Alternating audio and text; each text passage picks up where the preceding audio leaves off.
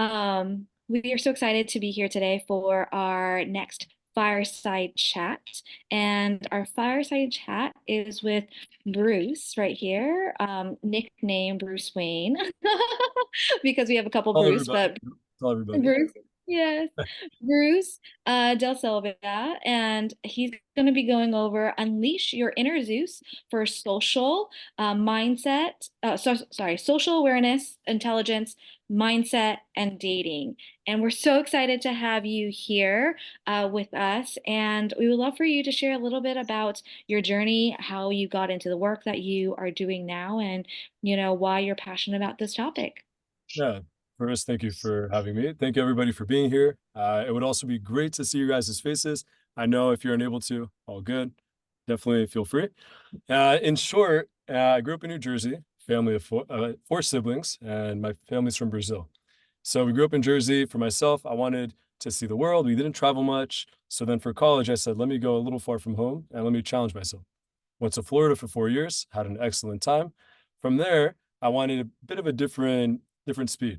So then I decided to join the Peace Corps. For you guys who don't know what that is, it's a program created by JFK to send Americans to third world countries to help them develop through their economy, through developing their youth, health, and education. So I did that for a year in Morocco, learned the language, learned the culture, and I was working with youth, developing them. At a certain point, there I experienced the place I worked at, which is like a YMCA. In Arabic, it's called the Dar Shabab. Is when I was there ended up being a conflict between a student who was 15, a teacher who was 25, and the president of the Dar Shabab who was 45, 50.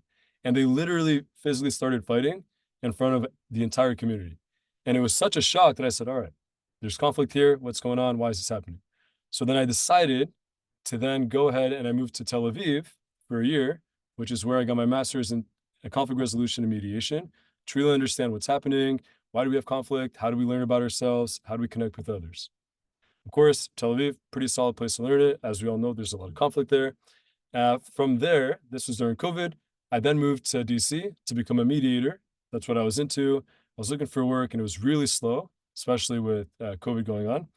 And as I was looking, I was trying different things within the mediator realm and conflict. And then I got a job with a political group, and I had to go through 7 interviews for this political group. It was really strenuous and difficult to do it, but then I got approved, I got accepted.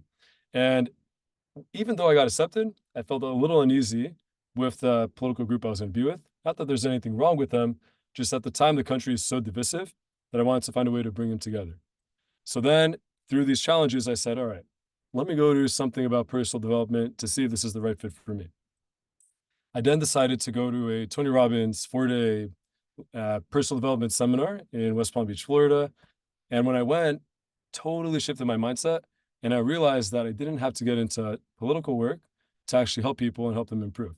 And that what Tony was doing were things that I had already been doing for years without knowing it was a proper thing. So then from there, I literally called my boss a week before I started, said, hey, thank you for the opportunity. I'm out. I did that. And then in DC, I started a really, really small coaching practice where I said, all right, I've already been helping people. And now why don't I actually just build it and expand? So from there, I did some mindset coaching. I did some social intelligence work, learning how people connect. And then through some personal experiences, I realized, all right, I'm not where I need to be in the dating world. How do I get better at that? So then I did a lot of the work. I had a coach work with me.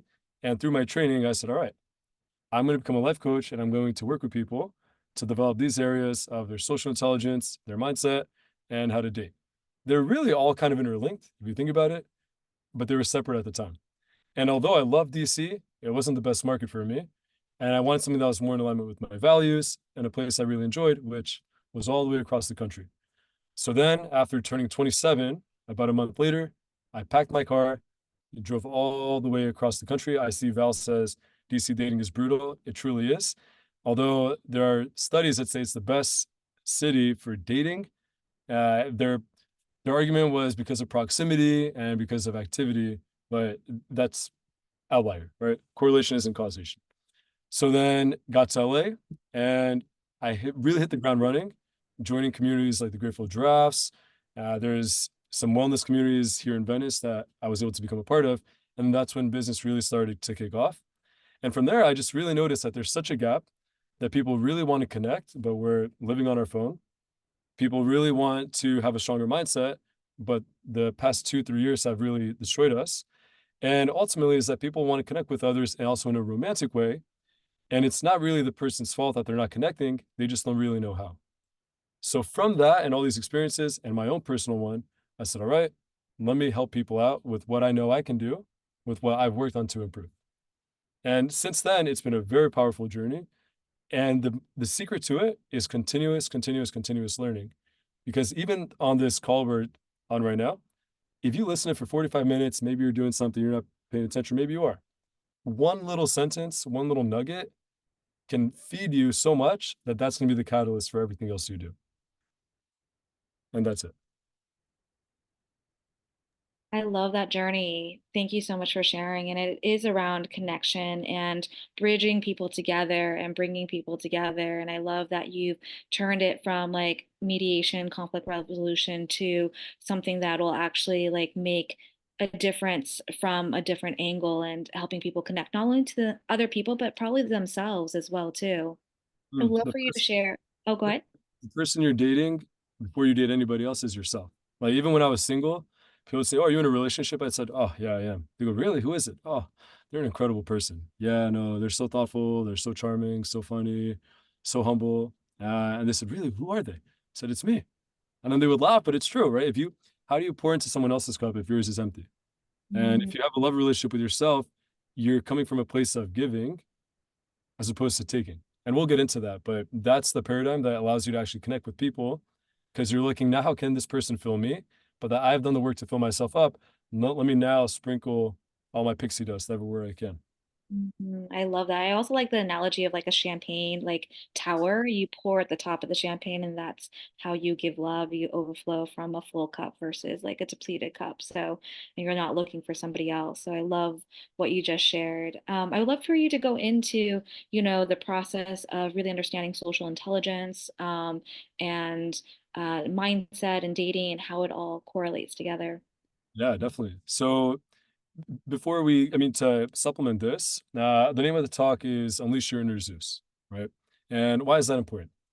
I'm not sure if anyone here knows the story of Zeus, but in short, the myth goes that his father was worried that Zeus and his siblings were going to overthrow him. So what Zeus did is he ate Zeus's siblings and was going to eat Zeus, but Zeus's mother Rhea replaced Zeus with the rock. So then Kronos, Zeus's father, ate the rock, thinking the rock was Zeus.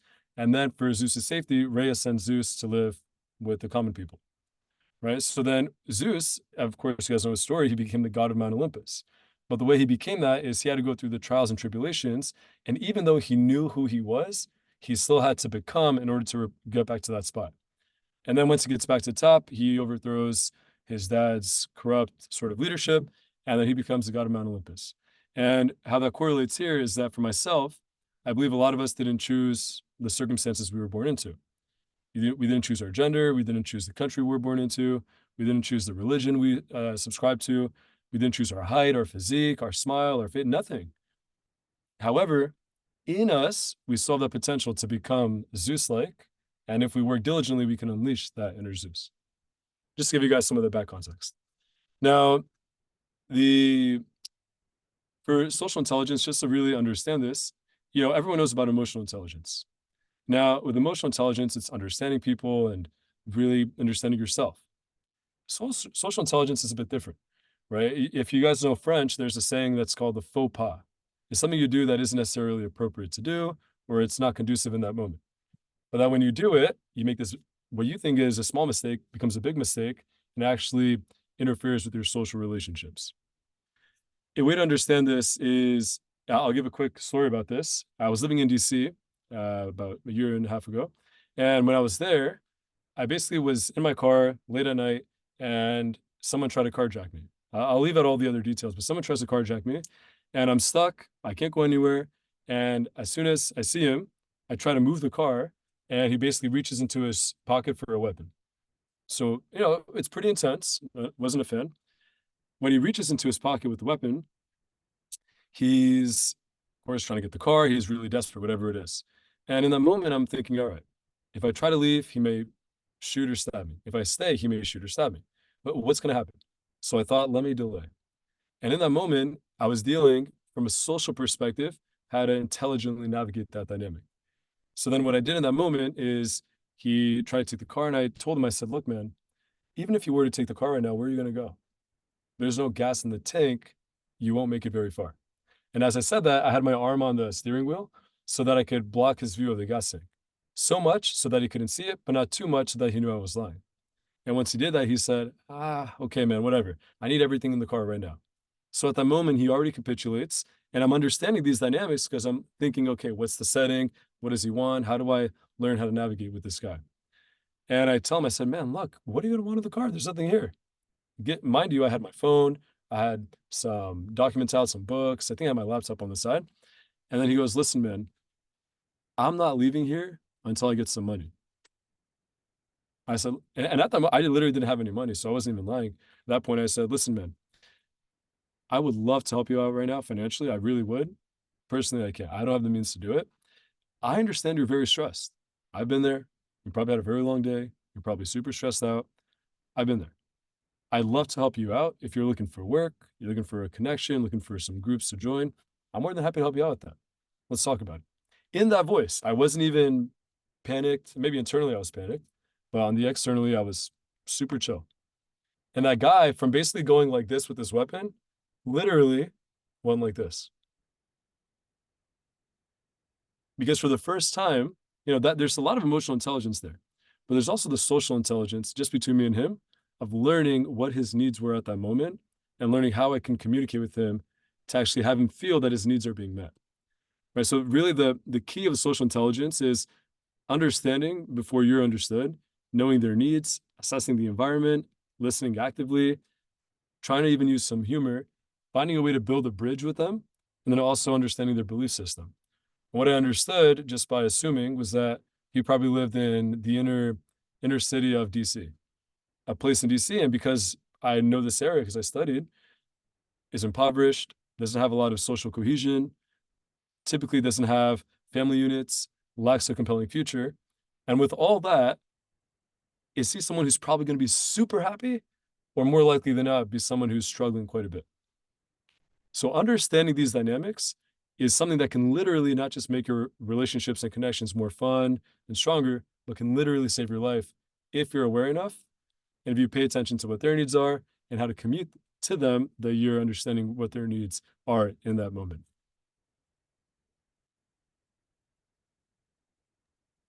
That's a crazy story, but very impressed with how you turned it around so quickly. I think a lot of people start to like freeze up as well too and not sure what to say. So how do you help people get aware of their social intelligence so that they can navigate these tough situations because it's really difficult in the moment? Definitely a great question. So one thing that's also important is in that moment, I definitely was concerned. I wasn't happy. I wasn't saying, oh, could you stay here a little bit longer? Okay, maybe 2 more minutes. Let's talk about life. No, it was not a good time. I didn't want it to happen again. What I realized is, yeah, there's what is it? Fight, flight, or freeze, right? In that moment, I was kind of fighting, right? And a mix of fight and freeze. What I realized is that when people decide to learn something, it's probably because it's too late. I'll give a great example is someone I worked with, they had broken up with someone and they said, or someone broke up with them. That's okay. Now I really need to learn how to do this. And then I had handed them a book. They read a few pages and it said something so simple that could have saved their entire relationship. And the mistake is that people learn what to do after the damage has been done. So part of social intelligence is being aware of what to do before it happens. If you're going into an event, let's just say you're going and you're going to, let's say, an Indian wedding. That's a different environment for a lot of people. Why not go in and just do a very basic study of, okay, let me learn about Indian culture. Okay, let me learn a few phrases in Hindi, which is the predominant language in the northwest of India. Let me learn a few of the cultural cues so when I get there, I'm prepared. It's that saying that if you fail to prepare, you're preparing to fail. And when I work with people, it's helping them understand, look, assess where you're at right now, and could that experience have been better? Yeah, it definitely could have been worse, and it also could have been much better. Understanding where you're at and then seeing where you can go is what we call filling the gap, because without that gap, you don't really know that there's a lack in awareness. And this is something that helps, of course, not just in relationship, but if you're in a conflict like I was, if you're in a company. I mean, I talked to someone yesterday about this. They're in a consulting firm and I think they're HR. They weren't sure of how to communicate with someone. And what they don't realize is their inability to navigate that social dynamic is probably costing the company tens of thousands of dollars just because they don't have the ability to ask a clarifying question to have that person really communicate what their needs are. It's shifting from where we are into the other person's position and trying to get that opposite angle so we can see it from a different position. Like a great example, if you see the number six, it looks like a six to you, but if you flip it upside down, it's a nine. Now, it really comes down to what the perspective we have at the given moment that's going to dictate how we behave. I love that. It is around shifting perspectives and really understanding somebody's needs and practicing that. How do you recommend people practice these social cues like beforehand? I know you mentioned like they can prepare with like, if they're going to like an Indian wedding and like have cultural awareness, but like, how do you practice this every day, or what kind of advice would you give somebody who wants to strengthen their social intelligence? Okay, great question. So we all have guiding questions, right? A guiding question is a question we're always asking either consciously or subconsciously. And I actually learned this from Will Smith. Part of it was quite interesting before he did the slap, but either way, still really good. And the idea is that what is your guiding question in every moment of your life, but also every interaction? For example, I went to UPS yesterday to print a bunch of papers.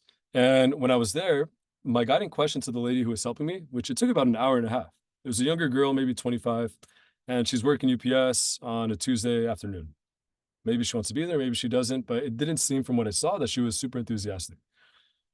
My guiding my guiding question in that moment was, how can I make this moment better? With that guiding question programmed in my mind, I decided to, okay, let me interact. Let me make things light. Let me make things fun. Because in my mind, that's how I make things better. So the way to improve in this social intelligence area is anytime you go into an interaction, what is your guiding question that's going to act as a catalyst that leads you to behave a certain way? A lot of people wait for life to happen to them, and that's fine. But if you go in with an intention, you're creating a different kind of frame that you're going to operate within. Really, in short, have a guiding question that's going to be empowering. And it doesn't have to be how can I make this moment better? It's how can I make the person feel more listened to? How can I make the conversation more dynamic? How can I be a better listener?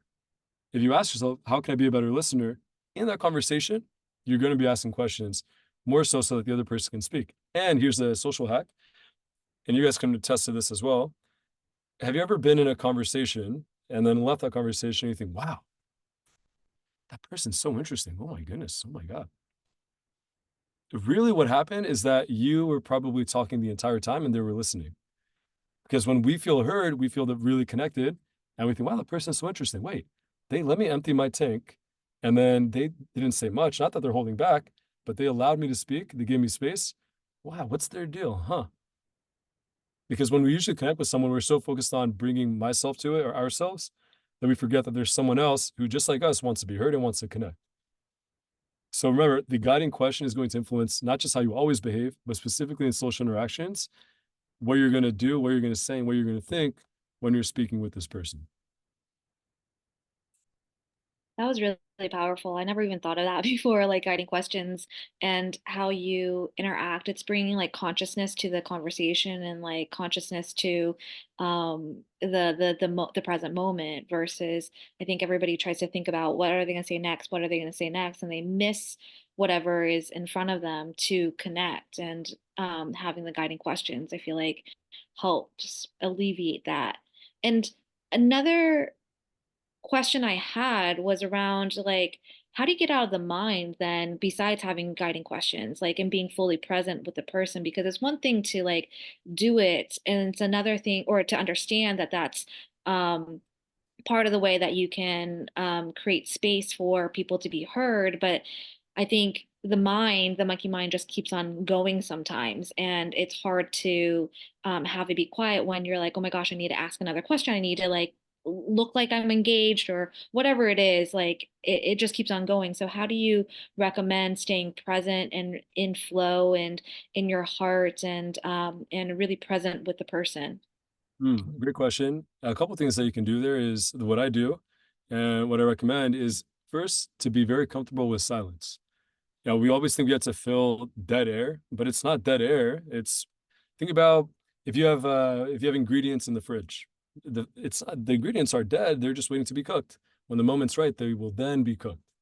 Right? So being very comfortable with silence in that moment. If there's a pause, there's no need to jump in. The silence is totally fine. If you're silent for a few minutes, that's a different story, but 3, 5, 10 seconds, it's very, very different. And shifting that is understanding, am I focused on myself or am I focused on the other person? What I also try to do is in the beginning with connecting with someone, you get their name, say their name a few times in the beginning. Also ask them questions maybe about something about how they look. And then from there, you can get more of a roadmap as to continue the conversation and what to do. And on that, I do want to add some things on the presentation I have for you guys. We talk about social intelligence and a little bit about mindset. I'm assuming that some of the juice, which some of you came for, is probably for the dating element, right? I mean, raise your virtual hands if you guys are interested in dating, or your physical hand if you're on camera. Anybody? I see Minling wasn't shy about that. Okay, everyone. I would say, does everyone here want some love and romance? I think we all do to some capacity. We're social creatures, and it is in our nature. So after going through social intelligence, understanding that field, and mindset, which I will add one caveat to mindset. Along with mindset, it's have the frame of instead of thinking, why is this happening to me? Think of why is this happening for me? Right? It's a very simple shift and frame, but it's going to have you become more solution oriented as opposed to more problem oriented. Right? It's how do you turn a crisis into an opportunity? Realizing that is a very big shift within the mindset. But to dating, in short, it goes like this. In modern dating world, things have changed really, really dramatically, right? So my parents, they're from Brazil, and they grew up 10-minute walk from one another. They went to the same church. They're about the same age range. Basically, their selection pool was very, very, very small. So then they didn't really have all this external competition. And the way that it's shifted now is that the world has become very flat. Not meaning that if you're on a boat, you're going to fall over into the abyss, but rather that the competition or the ability of different people who are interested is endless. So before, my dad would have to be, let's say, competing against the other guy in his village in Brazil, but now he would have to be competing against the guys who are living in New York, London, Toronto, Paris, LA. And what this does is it really creates a challenge in many different ways for women and many different ways for men. Right. So a lot of men, when they see this, they think they never measure up because, oh my God, how can I provide all these resources? I don't have everything that they have in Miami. They have all these toys. I have nothing like that. And a lot of women may actually struggle with it too because they say, oh my God, look at all these other beautiful women and they're so amazing and they're doing all these things. Right. This has created an unprecedented challenge because instead of having our peers be a little bit above us, in our mind, we're saying, wow, I mean, this person has everything. I have nothing. I just went out on 3 dates and they all went terribly. And all I see on social media is that they're connecting with other people. So how do we remedy this situation? What I'm proposing is understanding a few key elements, and one of them being something very fundamental, which is, as we are probably aware of, is polarity. Right? You have a masculine and a feminine energy. Now, the difference though is that people think, especially if you're in a homosexual relationship, that doesn't apply, but it actually does. Because even in homosexual relationships, there's someone who has more masculine traits and tendencies, and someone who has more feminine traits and tendencies. The challenge becomes when you're not behaving within your natural energy. So I see this all the time with people I work with. Let's say it's a girl who's normally super feminine. She's dating a guy. There's a lot of stress, and what happens is that the girl becomes hyper masculine, and then the man, to capitulate, becomes hyper feminine. And because they're both out of their energy, there's actually conflict. And what's the worst is that when you guys have the same energy, you become what I like to call roommates. You may live together, you may see each other, but there's no passion. And people always ask me, Bruce, what makes relationships work? And I said, oh, it's very simple. What makes relationships work are things in common. What makes them romantic and passionate are differences. Tapping into this requires our conscientious effort of realizing, okay, am I more feminine, more masculine? That's the first job. And then after, when you're on dates with somebody and you're trying to meet someone, whichever energy you have, you got to think, how do I have this person feel more of their energy? So if you're with a guy, or let's say someone who's more masculine, you want to give them an opportunity to be more masculine. You want to ask them their guidance, their direction. You want to ask them for a suggestion. Let's say you're with them and then there's something on the top shelf up here and you can easily reach it. Here's the hack for you ladies. Just ask the guy, hey, sweetie, can you get that for me? He knows that you can do it, but guys want to feel useful because in society today, they do feel incredibly useless. A lot of guys, that I've worked with, they'll spend months without a single person even saying, hey, you look really good today. It's a very tough experience. And then on the flip side, gentlemen, for the ladies, give them the opportunity to be in their feminine, which is by you leading the process, having them act in a way that allows them to express themselves and how to protect themselves. Because as soon as you gain a woman's trust, they're able to open up to you. But if you don't, it's closed and there's no connection. And I'll break it down with two more points is, gentlemen, for the ladies, they're looking to feel, and I created an acronym for this, and I'll see if I can put it in the chat for everybody. The acronyms here are to feel sus and PPP. So sus is that women need to feel safe, understood, and seen. And I see Max's question, I'll get to it. So women need to feel safe, understood, and seen. Safe that you're not going to hurt them. Understood that you can actually emotionally connect with them. And seen is that you acknowledge their presence. For PPP, is that women need to feel provided for, protected for, and to feel your presence. Now, the provided doesn't mean you need to give them so many things in life, but you do need to have some ability to provide for their basic needs that they're going to have. Protect, of course, let's say if you and a lady are walking down the street, someone takes your bag, and you basically say, oh, honey, go grab your bag. That's not going to work out well. And then at the end, you have presence, is them feeling your presence, which, gentlemen, ladies know within 2-3 seconds if you are deviating from your presence with them. Even if you're looking at them, some guys just look and they're not really paying attention, but that deviation is what causes so much of the trouble. And before we get to Max's question, I want to share it from the gentleman's perspective. So ladies, this is at the root what men are looking for. And I created the acronym here. It's LARN. So in short, men are looking for a partner that is loyal, that is appreciative, that's super respectful, of course, and that's also nurturing, which is very feminine elements. I see all the time with people I used to work with that it'd be, let's say, a husband and a wife. It was these two were married, and the wife would actually criticize their husband in public at a public setting. And even if it's a little job, something like this, there's no way that you can do that is actually going to improve the quality of the relationship. So you can disagree, which is totally fine, but you can never disrespect. And they're two very, very different components. And lastly is in a relationship, a lot of people make the mistake of thinking that it's somewhere that you go to get and extract. And like we talked about earlier, it's not. People ask all the time, hey, I gave them everything and they're still not with me. I don't know what's going on. You gave them everything except for what they needed. That's why they're no longer with you. And in reality, we're probably going there to get and extract as opposed to give. Relationship is somewhere you give to contribute, not somewhere you go to extract. And really shifting that frame gives you the chance to understand, okay, I'm going to give to this person, not because they're giving to me, but because I am a giver. I like to give. And of course, if they're not reciprocating down the road, that's fine. And it's not that you lost. It's that you now develop the habit of being a giver and someone who knows, hey, I'm someone who can give. If someone doesn't appreciate that, no worries. That they're not a bad person. It's probably just not the connection that we're looking for.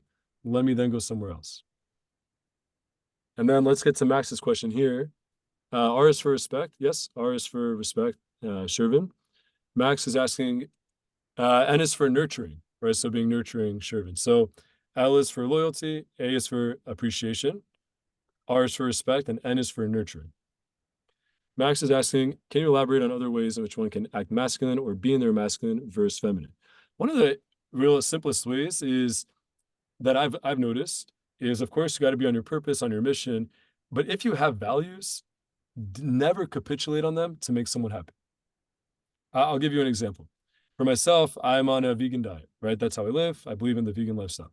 And when I had gone on on dates, the person I was with, we'd go out, we'd get food, and then there'd be a non-vegan option. And then they would say, "Oh, I'd want this." Say, I'm not gonna be able to get that for you. We're just gonna get the vegan stuff. And then some of them didn't like that. And I said, that's all good. Like, that's what I'm about. And I communicate that need. And then, funny enough, they actually said, okay. Because what happens in the masculine and women, the ladies here, you can attest to this, is that a lot of times women are going to test you to really make sure you're actually in your masculine frame. So if you say you're about something, and then a woman comes over and they really admire, wow, let's say Max, for example, wow, Max is really about that, huh? But is he really? Let me kind of test him. Let me see if he's really about that.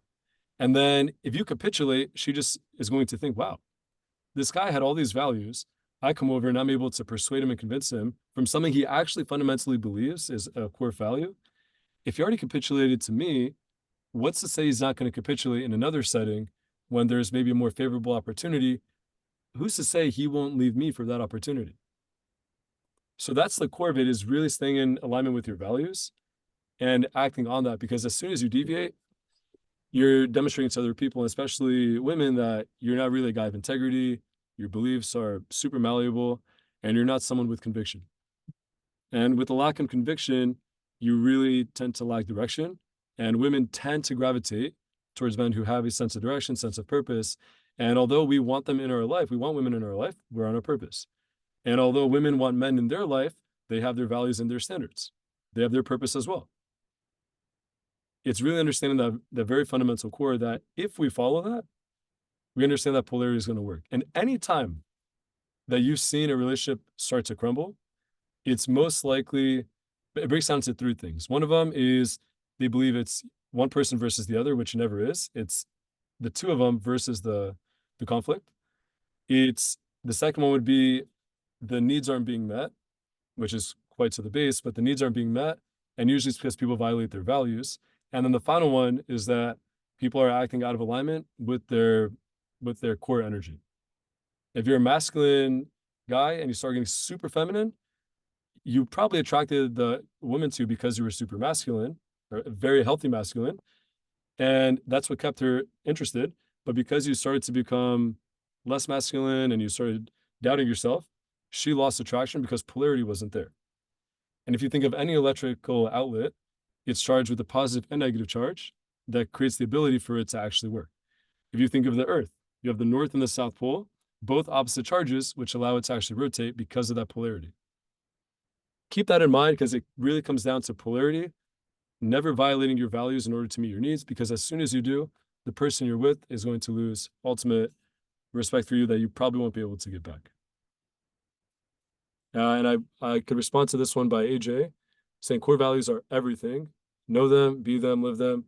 Alignment on core values is foundation for a healthy, mature relationship, 100%. Because as soon as you capitulate on your values and your standards, that person, even if, here's the thing, you may make them happy. Wow, they did something for me. Cool. But you're going to lose a lot of respect. And once you lose respect for someone, it's nearly impossible to still love them.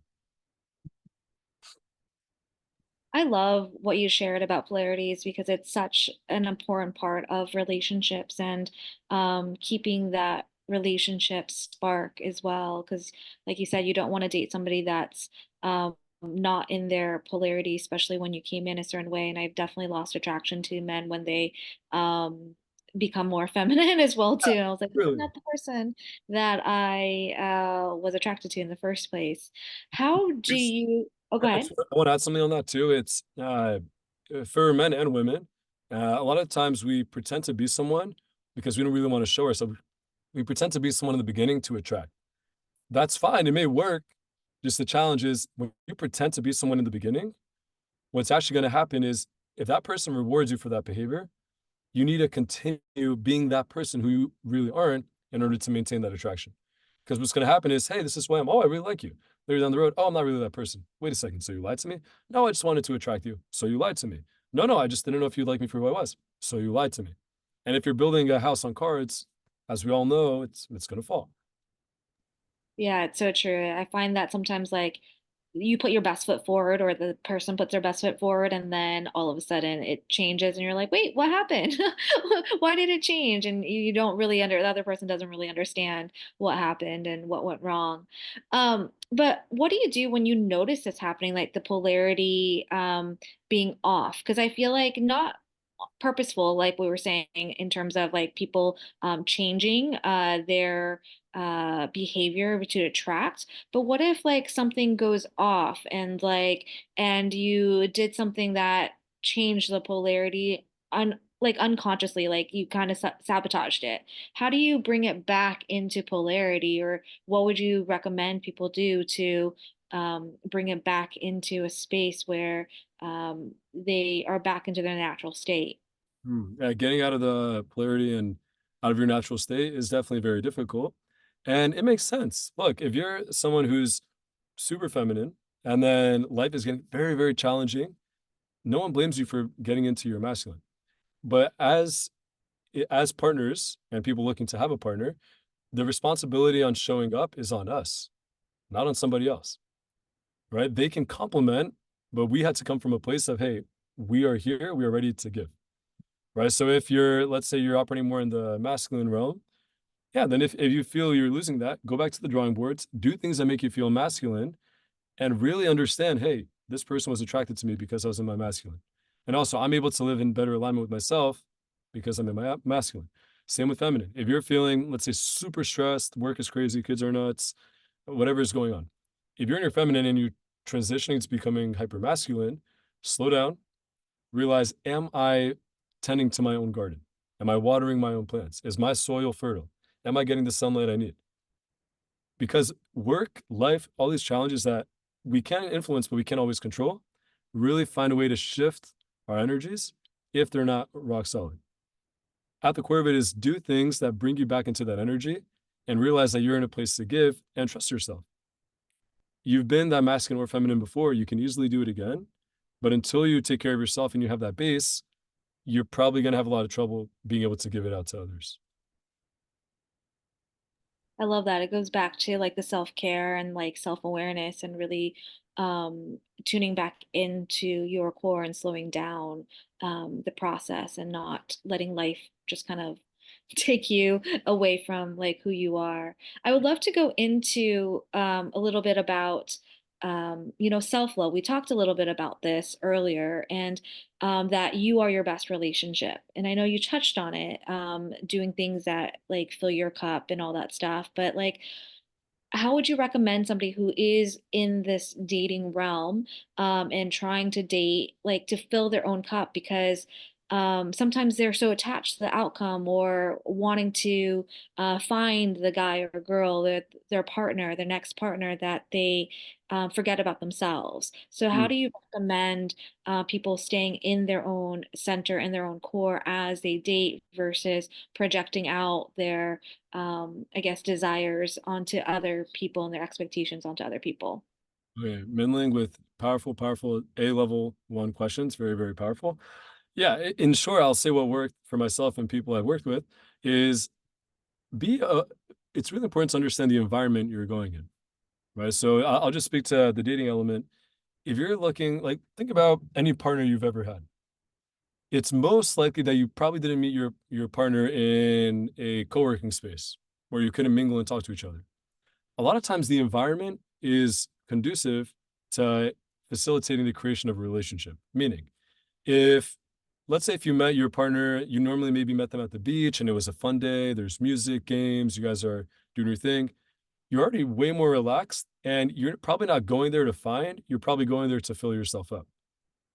By doing that through not necessarily accident, but in that moment, you're actually creating opportunity because you are your full best self. And then that actually attracts people to you. If you're in a co-working space, not that there's anything wrong with it, it's totally fine, but your ability to communicate with someone in that space is going to be very, very different based on the conditions. It's more of a professional environment. Some things you may say in a professional environment probably aren't as smooth as some of you would say in, let's say, a beach environment, at the gym, at a club environment, at a lounge, at a bar. on a hike, on a park. When you do activities that fill yourself up, you're going to be in your best state. And I would say that's what worked with me is when you're in that setting, when you're in that state, you're actually attracting more because that's when you're your full self, when you're more expansive. Think about it. Even the most bubbly person at the DMV, they're probably not cool. They're probably bummed. Right. So really the environment is crucial for us to understand that because that's what's feeding us more than almost anything. Our thoughts feed us all the time. And really a lot of us live in hypnosis because we're constantly hypnotizing ourselves with the stories we tell ourselves. That's part of it. This is the inner game, but we have influence to some capacity on the external game and how we set up where we're at. Being conscious of this allows you to say, okay, what can I control? What can I control? Am I able to feed myself well? Am I able to get enough rest? Am I connecting with people who actually care about me? A lot of people, this is really sad, is the expression I say is that people will violate their values in order to meet their needs. Meaning that people are so like the needs we have are for certainty, variety, love, significance, contribution, and growth. Those are 6 human needs. A lot of people are so desperate for love and connection. That's the need that's so big for them that they'll violate their values, meaning if they're against someone who's, let's say, violent towards other people, let's just say.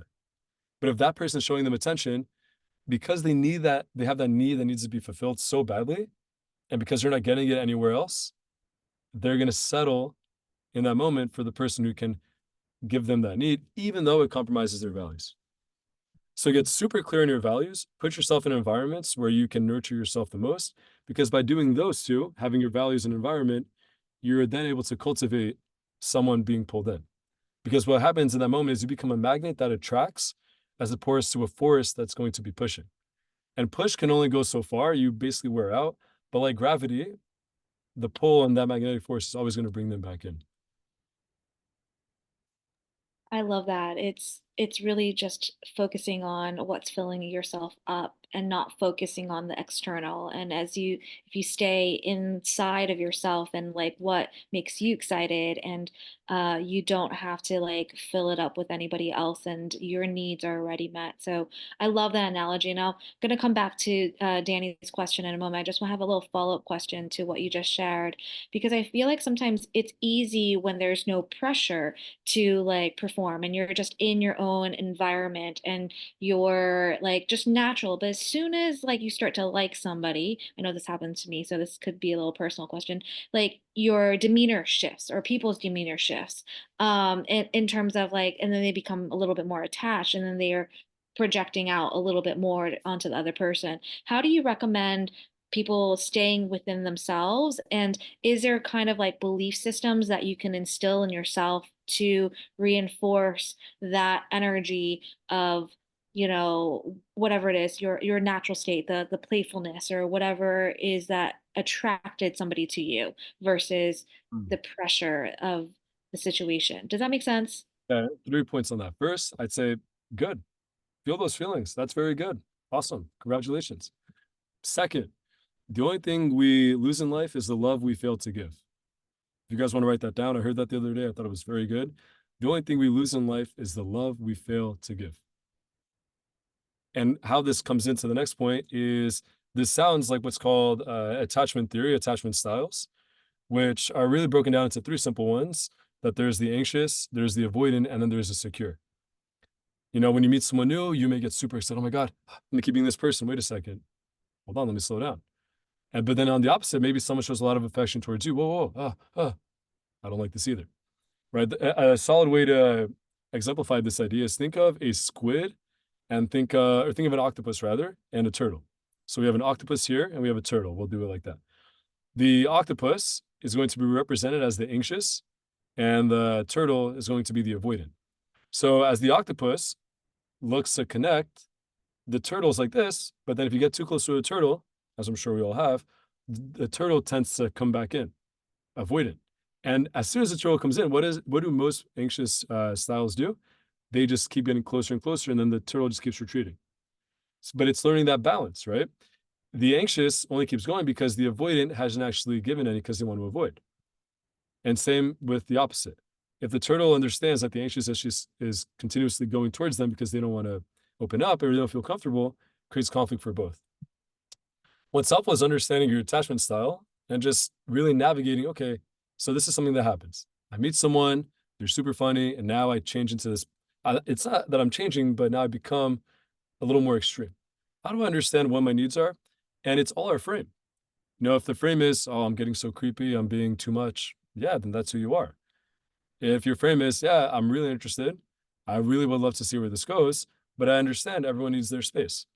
It's that conversation we have with ourselves that helps create the frame as how we need to navigate those moments. Because they're always going to happen. And if we feel that we're losing ourselves, it's because we're also visualizing in our mind what this person is and we're kind of idolizing them. The challenge is when we idolize someone, think about most of us are in LA. I know we have someone from Miami on the call. Shmosh is over there. When we treat someone like a celebrity, they have no choice but to treat us in a way like a fan. Even if they're super polite and we're all cool, the way we came up to them, it was, a lot of people are hysteric and they're freaking out. It's very uncomfortable for the celebrity. But if we humanize the person we want to connect with, which guys, we can do it right now. Every person you've been super attracted to, when they wake up, they put their pants on through the left leg and right leg, just like you. They use the bathroom, just like you did yesterday, today, or are going to do today. They have similar fears. They have similar wants. When we begin to humanize people, we minimize the idolization of them in our eyes, which then fosters the chance for relationship to occur. Because relationship is relation in a ship together. If you guys are in a ship together, you're in relation, then that's a relationship. But otherwise, you're just having someone lead and you're just following and you're not really sure where things are going because you're so focused on idolizing that person and also focused on yourself. So in short, understand the attachment style. Don't idolize the person and understand that the only thing you lose in life is the love you failed to give. Those are great tips, and attachment styles are huge. So definitely learned that because it's shifted how I view myself, and like you become more conscious in dating as well. So knowing your patterns. Life changing. Yes, life changing. Truly, it Um, is. we have a couple questions. Danny asks, on the women's side, from your perspective, how do you navigate being with a man who is more sensitive and vulnerable that seems to be less masculine according to the typical definition? Mm. So this is a great question because we're saying first we're operating off definitions. So there's a typical definition. So we can define things certain ways, but even with the definitions, like let's say someone says, "Oh, the sky is red." You know it's not red, but if people agree with it, you're still not going to believe it because you know fundamentally that's not the reality, right? So the typical definition of the masculine element is one way, but I mean, ladies, correct me if you believe I'm mistaken, is in your gut when you've really been super attracted to a guy, you probably felt that he was in his masculine in a very healthy way, and that allowed and gave you space to be feminine. So in this specific case, navigating being with a man who's more sensitive and vulnerable, that seems to be less masculine. There's a lot of assumptions here. One thing that's helpful to understand is how have you seen him in moments where he has the opportunity to be masculine? And then also the behavior that we want repeated, we should reward. If he does something that's masculine, say, "Oh my God, honey, you're so sweet. Wow, you're so strong. Oof, my goodness. Have you been working out? Wow, you're so brave. Oh my gosh, I'm so happy to be with you. Oh, you make me feel like a princess." Whatever it is, really reinforcing that is going to create in your partner a sense of, wow, this girl's really feminine. I gotta step up. Like I'm the masculine guy here. Yeah, I gotta step up. In short, reward the behavior that you want repeated and help facilitate opportunities for him to be that. Because deep down, every guy has that really strong masculine imperative, but society has, in a way, twisted and turned it that has said to a guy, hey, to be loved and accepted, you should be very weak. You shouldn't have opinions. If you do anything that's counter the norm, then you're going to get in trouble. You're going to lose your job. You're going to get canceled. Nobody's going to like you. Some people may not like you, sure, but the people who are in alignment with your values are going to stick with you. And it's very difficult. I'm sure you guys can attest to this, that there's someone out there you probably don't even like, but you at least respect them because they have values. And of course, their values aren't hurting people, sure, but you really respect them saying, you know what, I don't like this guy's character, but he has integrity. She has integrity. They say something that they believe, they do it. Okay. This is someone I can at least respect, right? Respect is really a prerequisite for a lot of connection because if you don't sense that this person respects themselves, how is it possible that they're going to even respect you in turn? Not really so likely. And then Minley, we can get to AJ's question. Yeah, I'm about to share it. So how do you navigate keeping separate space, autonomy, sorry, and independence while navigating or while in a relationship? How do you communicate it? And how do you both be independent but also nurturing at the same time? Really solid question, AJ. So there's a really powerful book that I read years ago. It was part of my master's program for conflict. I had got my master's in conflict resolution and mediation. And one of the books that was recommended, but no one read, surprisingly, I thought it was a big mistake, is a book called Nonviolent Communication by Marshall B. Rosenberg. A very, very powerful book. I use that book. I use it in relationships, when I'm speaking with friends, when my guy carjacked me. And what that book gets to at its core is there's a framework that it talks about called, I'll write it down here so you guys have it, OFNR. And this is a very powerful way to communicate your needs in any given moment. And it breaks down like this. O is for observation, F is for feel, and need is for request, or N is for need, and R is for request. Meaning, a lot of times when we speak to someone, let's say in this specific example, is, hey, I need my own space because you're really on me all the time. And look, I like you, but I really need the space. Like, I need my boundaries. I want to still love you, support you. Okay, that's one way to do it. An opposite with OFNR would be, hey, I noticed when blank, blank, blank, it made me feel this way.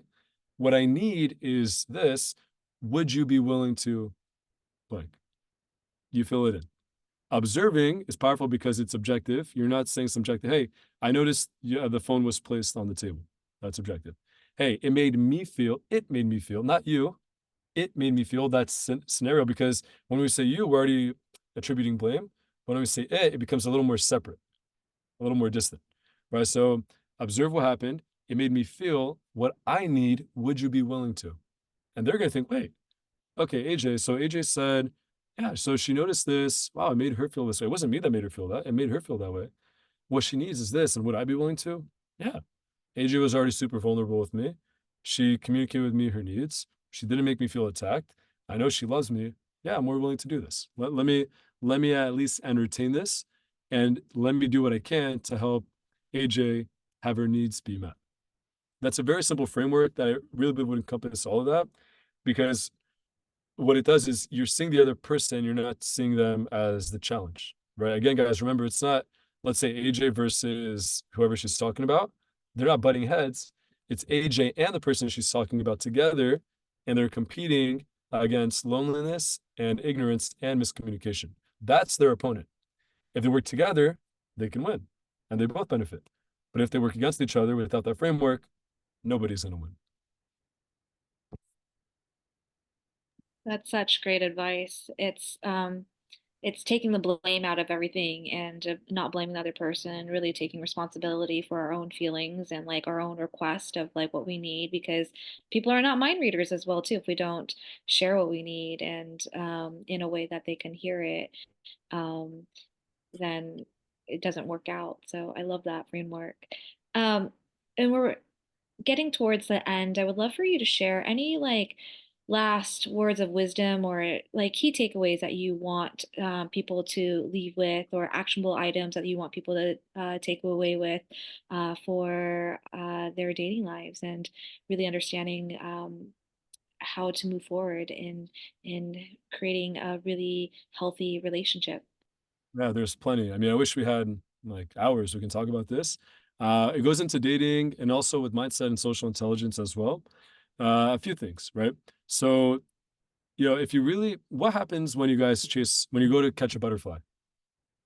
You guys have probably heard this quote. When you go to chase a butterfly, they go away. So a lot of people, that's what they're doing. They see beauty, which butterflies are beautiful. They chase this beautiful butterfly, but they never catch the butterfly. And honestly, even if they catch a butterfly, why are you catching a butterfly? A butterfly is supposed to be free, supposed to be enjoying. Instead, the secret is to cultivate your own garden, and you create such a beautiful garden that through that the butterfly comes to you. A lot of what we're looking for is external, and yes, people can compliment us, make our lives awesome and great, for sure. Life is very challenging because there's so many distractions. We have our phones, so many things are going on. And we have temporary escapes. You can go on social media and you could, instead of actually going for a relationship, going for a connection with people, you just go on your phone and you have these artificial relationships, right? What's called the fast food of connection. When you do that, you're chasing something. And if you're chasing, you're already convincing yourself that you have a lack thereof of something that you have within you. Of course, it's not just you have it, you need to cultivate it, cultivate the garden. And then I'll leave with one final point here, unless there's any closing questions, is a quote I love that's attributed to the statue of David. So I'm sure we all know there's a beautiful statue of David. I think it's in Florence, somewhere in Italy, created by Michelangelo and the Renaissance. And it's a beautiful statue. And people go to, there was a sculptor who went to Michelangelo when he finished creating it. And the sculptor asked, wow, Michelangelo, this is an incredible work of art you just made. How'd you do it? And his answer for me is one of my favorite responses I've ever heard. He goes, I saw the angel in the marble and I carved until I set them free. It's amazing. It's similar to the Zeus story that within that marble was David, right? But you needed the sculptor. You understood that there was a substance within. And for me, that's so analogous to what we're doing in our lives, that we are in that marble, that we're fixed. But if we continuously sculpt and continue to work diligently on ourselves, we can then free the angel inside. And the marble is really a way is a metaphor for, let's say, insecurity, is a way for lack of sense of self-worth. That's the marble. But if you diligently carve away at these lies, I think they're lies, right? It's their fears, which is really false evidence appearing real in our minds. That's the acronym. And we continue to chisel away with that and sculpt at it, we can then have the beautiful angel inside be free.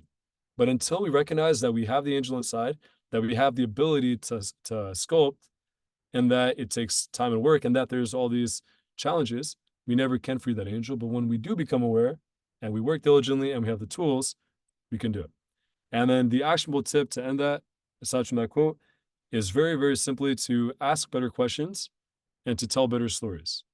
Those are very, very key things you can do right after this call that's going to improve the quality of your life immediately. Ask a better question. If you're in a relationship, if you ask yourself, is this the beginning or is this the end? It's going to dictate how you behave. If you're in a relationship and, in the beginning, your partner says, hey, sweetie, can you take out the trash? What would you say? Oh, of course, sweetie. Of course, I'll take out the trash. No problem. Okay, all good. But if you believe it's the end and your partner says, hey, sweetie, can you take out the trash? You're going to say, what am I, your janitor? Take it out yourself, because you already started devaluing that person. That's for asking better questions and then telling better stories. Is what's the story you're going to tell within this relationship, within your communications with people, within yourself? Something challenging happens in your life. Wow, is it all over or is it just beginning? You know that saying of when one door closes, another one opens? That's a story. All these metaphors and sayings are all stories that we can choose to believe in. And the question I have for you guys in the challenge is, are you going to continue believing disempowering stories? Or are you going to choose to accept and believe in empowering stories that's going to help facilitate and create the life that you actually can create, that can then free the angel within the marble to then be free? Wow, that's a powerful summary right there. And I love the analogy of the angel. It's all within us already. We have all the capabilities within us. We just get to set ourselves free with, like you said, better questions, better beliefs, better thoughts, and the true us gets to come out. Thank you so much for this incredible talk. I know a lot of people got a lot of value out of this, and I'm sure people watching the replay will get tons of value. And if you want to connect with Bruce, he's in our WhatsApp chat. If you have further questions, and we just want to thank you for being on and sharing, yeah, all the tips and tools. And I definitely have some nuggets that I'm mentally jotting down and I have to write down as well too. So As thank you so much for being here. 100%, an absolute a pleasure. Guys, you don't need to wait for things to change. And, there's a lot of these sayings and ideas, but really just think, if you ask a more empowering question, what could be the answer you get? If you More. tell yourself a better story, divorce the story that didn't serve you and remarry the truth. really, it's powerful sayings, but if applied and really used, the fruition comes and the angel gets free. Yeah, I love it. Thank you so much again. Thank you everyone for attending, and Guys, we appreciate it. will see you next Thank time. you, Chris. Thanks for Bye. coming. Thanks for coming, everybody. Enjoy, enjoy, enjoy, enjoy.